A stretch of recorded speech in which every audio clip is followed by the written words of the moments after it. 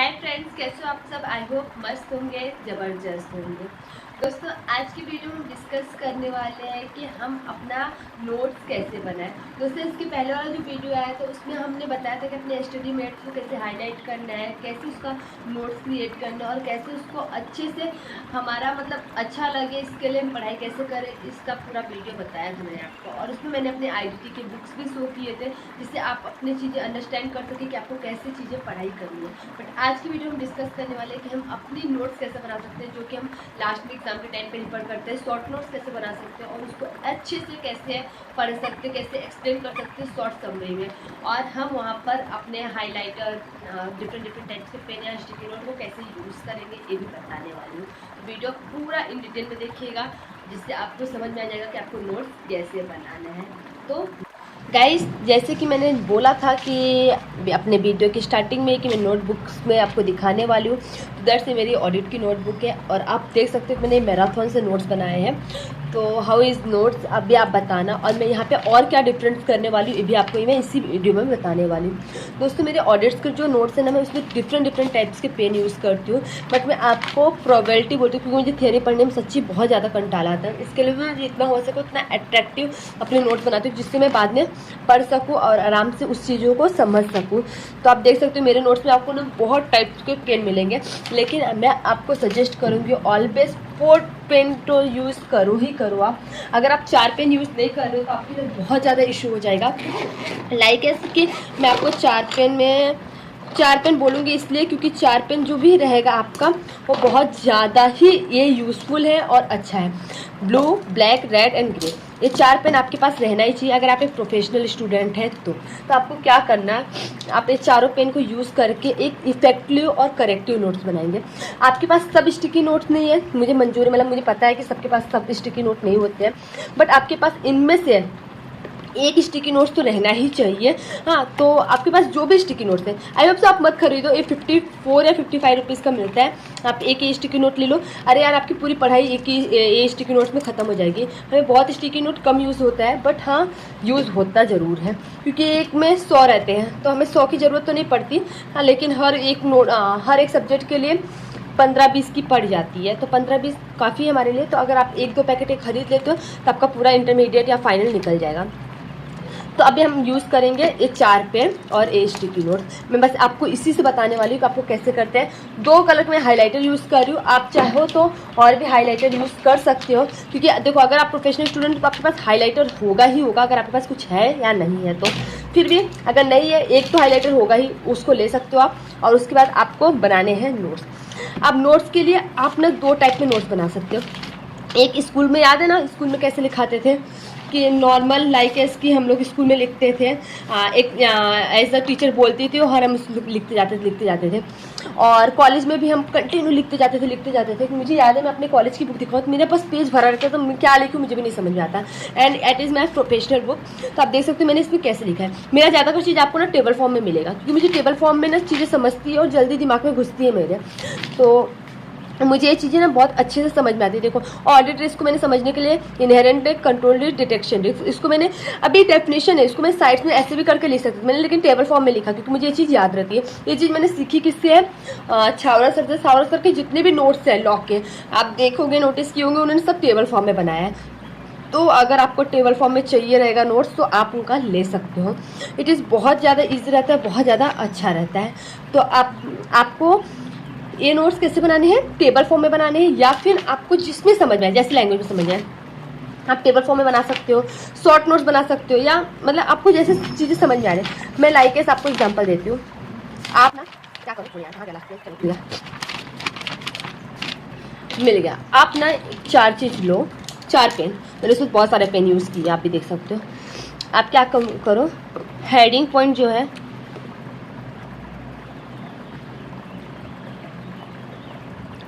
Black से लिखो, ठीक है, हेडिंग पॉइंट ब्लैक से। बाकी अंदर जो डेफिनेशन है या डिटेल्स, उसको आप ब्लू से लिखो। डिटेल्स समझते हैं ना, कॉन्सेप्ट की क्लियरिटी जो है। उसके बाद जो पॉइंट हाईलाइटेड है, हाइलाइटेड मतलब जैसे अब यहाँ पे मैंने मान लो कोई चीज़ें है, जैसे हाँ डेज हो गया या इतने दिन में हो गया या कुछ ऐसे ऑब्जेक्टिव्स बेस है, ऑब्जेक्टिव्स में आ सकता है, तो उस चीज़ों को आप ग्रीन पेन से लिखो। और उसके बाद जो IMP रहे उसको आप रेड से लिखो। और ट्राई करो ना IMP पॉइंट जो रहे ना आप यहाँ पे लिखो, मतलब अपने इस पॉइंट के इस पॉइंट के बीच में लिखो। तो इसको आप ग्रीन या रेड से लिखो।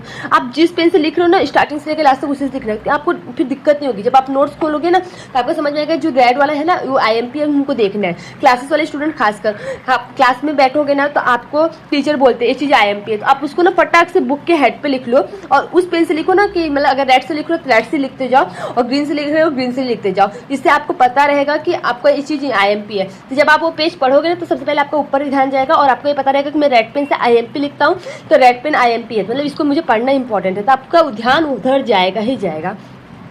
तो आप हमेशा ट्राई करो कि अगर कोई टीचर आपको बोला कि ये चीज़ IMP है तो आप बीच में न लिख के आप ऊपर स्टार बना के या हैशटैग बना के यहाँ पे ही कंप्लीट कर दो। और उसके लिए आप रेड पेन ही यूज़ करो। रेड पेन अगर आप यूज़ करो तो आपको ये चीज़ें समझ में आ जाएगी कि ये चीज़ IMP है। और उसके बाद रेड पेन से लिखने के बाद आप ग्रीन हाईलाइटर से उसको हाईलाइट कर दो, जिससे आपको वो चीज़ें और भी हाईलाइट हो जाएगी कि ये चीज़ें मेरे लिए इंपॉर्टेंट है और अच्छा है। उसके बाद आप और भी कोई कलर का मार्कर यूज़ कर सकते हो जो भी आपको रहे। तो आप जो कलर का मार्कर जिसके लिए यूज़ करते हो, ऑब्जेक्टिव्स के लिए जैसे मैंने बताया कि ऑब्जेक्टिव्स के लिए आप ग्रीन पेन यूज़ कर सकते हो, तो इस पर आप क्या पिंक हाइलाइटर यूज़ कर दो। पिंक हाइलाइटर यूज़ करने से आपको क्या बेनिफिट हो जाएगा तो आपको पता चल जाएगा ये चीज़ें मुझे ऑब्जेक्टिव्स के लिए पूछा जाएगा, तो ऑब्जेक्टिव्स के हेडेंट मुझे पढ़ना है तो आप फटाफट ऑब्जेक्टिव से जब आप मतलब बोलते हैं ना बिग क्वेश्चन का प्रिपरेशन करते रहोगे तो आपको उस पर ध्यान जाएगा नहीं, आप फटाक से उस चीज़ को स्किप कर दोगे और फटाक से आगे बढ़ जाओगे। तो ये चीज़ों से बहुत बेनिफिट होता है, तो आपको ये करना है। उसके बाद स्टिकी नोट का यूज़ कहाँ करना है, मैं यहाँ पे एक छोटा स्टिकी नोट लेके बताती हूँ, आप बड़ा स्टिकी नोट भी ले सकते हो। जैसे मैंने पूरा ये टॉपिक लिख लिया, लाइक मैं आपको बताती हूँ कि मैंने एक टॉपिक लिया। हाँ, अब यहाँ पे मैंने जैसे मान लो मेरा, हाँ मैंने आपको बताया होगा कि मैं इससे पढ़ी हूँ, पूरा ऑडिट का जो नोट्स मैंने उससे पढ़ा है CA सागर से। तो आप अगर उसका देख रहे हो तो उसने जो भी पढ़ाया है मेरे को ना चार्ट बेस पढ़ाया है, मतलब उसका मैराथन देखो सेक्शन 139 से लेकर सेक्शन 147 मतलब पूरा चार्ट बेस पढ़ाया है। तो मैंने वो चार्ट बेस लिया और उसके बाद मैंने एक स्टिकी नोट्स लिया और यहाँ पे लगा दिया। बड़ा स्टिकी नोट लोगे फटाफट हो जाएगा। और उसमें मैंने पॉइंट डाल दिया कि वो किस वे पे मुझे पढ़ाया है, मतलब वो कैसे पढ़ाया है, सेक्शन कैसे मुझे याद रखवाया है। तो उसने सेक्शन याद रखवाने के लिए एक तो डायलॉग मारा है, मुझे अभी रिमेंबर नहीं है, वो डायलॉग आप यहाँ पे लिख लो जिससे कि आपको वो चीज़ें याद रहेगी। जैसे उसने बोला था 139 पे आपको 139 पे आपको क्या मिलता है, अपॉइंटमेंट मिलता है। अपॉइंटमेंट मिलता है तो अपॉइंटमेंट मिल गया हमको। फिर 139 पे अपॉइंटमेंट मिलने के बाद क्या होता है, 140 पे आपका रेजिग्नेशन हो गया, आपने रिमूव कर दिया, खुद ही वो कर दिया। तो उसके लिए आप फिर से रिमूव हो गया, आपने कोई गलती कर दिया, आपका रेजिग्नेशन हो गया, या आपको कोई भी प्रॉब्लम से उन्होंने निकाल दिया तो हो गया रेजिग्नेशन। फिर से आपको क्या होगा कि आपको फिर से नई ज्वाइनिंग लगेगी। नई ज्वाइनिंग के लिए उन लोग क्या देखेंगे, पहले आपका देखेंगे क्वालिफिकेशन, एलिजिबिलिटी, डिसक्वालिफिकेशन ये देखेंगे, वो 141 हो गया। फिर 142 क्या रहेगा, रिम्यूनरेशन ऑफ लेटर रहेगा। ऐसे करके उसने पूरा पॉइंट याद करवाया है, तो जिससे मुझे 147 पॉइंट पूरा याद हो गया। तो मैं इसको चार्ट बेस पे भी बना के लिख सकती हूँ। देखो यहाँ पे मैंने ऐसे बना के लिखा है, तो आप चार्ट बेस पे भी बना के लिख सकते हो, जिससे आपको ये चीज़ें पूरा हाईलाइट कर देगी। मैंने यहाँ पे इतना हाईलाइट में लिखा है कि मुझे समझ में आ जा रहा है, मैंने ये लिखा है। उसके बाद यहाँ पे आप देख सकते हो कंपनी ऑडिटर ऐसे करके, तो इस चीज़ को मैं इसमें स्टिकी नोट पे चिपका देती हूँ जिससे कि मुझे और ईजिली फटाफट समझ में आ जाए। तो आप ऐसे भी करके कर सकते हो जिससे कि आपको चीज़ें अच्छे से लर्न रहे, और नोटबुक पे आप कैसे सजा के रख सकते हो ये भी आपको आराम से पता चल गया। तो जो चीज़ें बार बार आ रही है ना, आप उसको स्टिकी नोट पे लगा लो जिससे आपको बार बार देखने की जरूरत ना पड़े। जैसे आपको ऑडिट पढ़ोगे ना तो आपको दो चीज़ें बार बार आएंगी, मतलब हर एक टॉपिक में आप देखोगे ना तो आएगी ही आएगी।